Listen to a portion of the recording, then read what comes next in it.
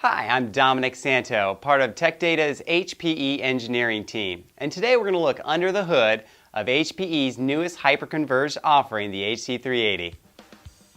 Alright guys, we've taken everything out of the box for you already, so I'm going to show you what you get. You get the HC380, which is based on the ProLiant DL380 Gen 9 24-bay high-performance server. You also get the security bezel, rail kit, cable management arm. You get both IEC and NEMA power cables by default, and your VSA software licensing. This is a single node HC380. A minimum of 2 would be required to construct a cluster in vSphere and take advantage of the synchronous replication of volumes that VSA software offers with network grade. Asynchronous replication to another cluster is built into the OS with remote copy.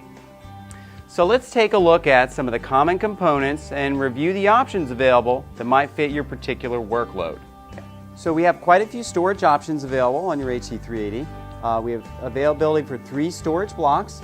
The particular model configuration we have here has one of the 3.4 terabyte hybrid storage blocks, which includes 2 480 gig SSDs and 6 600 gig 10,000 RPM drives. We have a range of storage options that will net you all the way up to 25 terabytes per node. Alright, now let's turn this thing around and we'll check out the connectivity options that you have available to you. Before we take a look at the network connectivity options, let's just briefly go over some of the default features you're going to find on any of the HC380s you may get.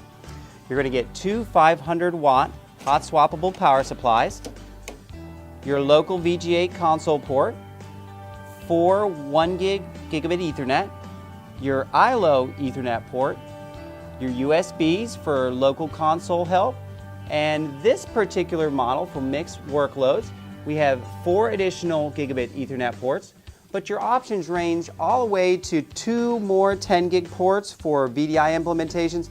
You go all the way as high as 6 additional 10 gig gigabit ports for our Cloud System 9 implementation. Now that we've explored the external components of the HC380, let's take a look under the hood of our new virtualization appliance. Starting up front, we have the high-performance fan kits. You'll notice that these are using the port wine handles, which indicate that they are hot swappable. Underneath your air shroud here, you are going to see the 2 CPUs and the RAM that you've configured. Right here in the center on the motherboard is your P440 AR array controller, as well as the Smart Array P840 array controller is located in the primary PCI riser cage. You also have an additional secondary riser cage for future options.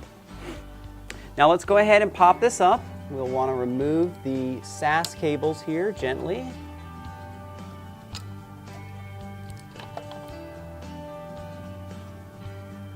Twist these up. Gently pull that out of the cage.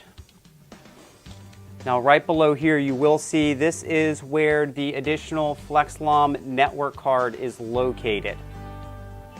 Okay, so let me go ahead and put the riser with the P840 back in, and once I get this in the system, I'm going to trace the SAS cables for you so you see which drive bays they are configured to. Alright. Okay, there is your first SAS cable. On the P840, this traces out and goes to your second drive block. The second 8x SAS connector on your P840 routes around this side of the cage and goes into your third drive block. Now, there's also the HP Smart Storage battery is installed right here, squeezed in behind the backplane between the fans, and that is going to actually keep the cache alive on both your P440 and 840 as they're routed through traces on the motherboard. Some of the other available options not currently shown in our HC380 would be client virtualization graphics accelerators. We'd be installing those in the secondary PCI riser cage. And also for client virtualization, we have a pair of SSD caching drives which would be installed right above the power supplies. I hope you found the tour of the new HC380 useful. If you'd like more information, please contact the Hewlett-Packard Enterprise team at Tech Data.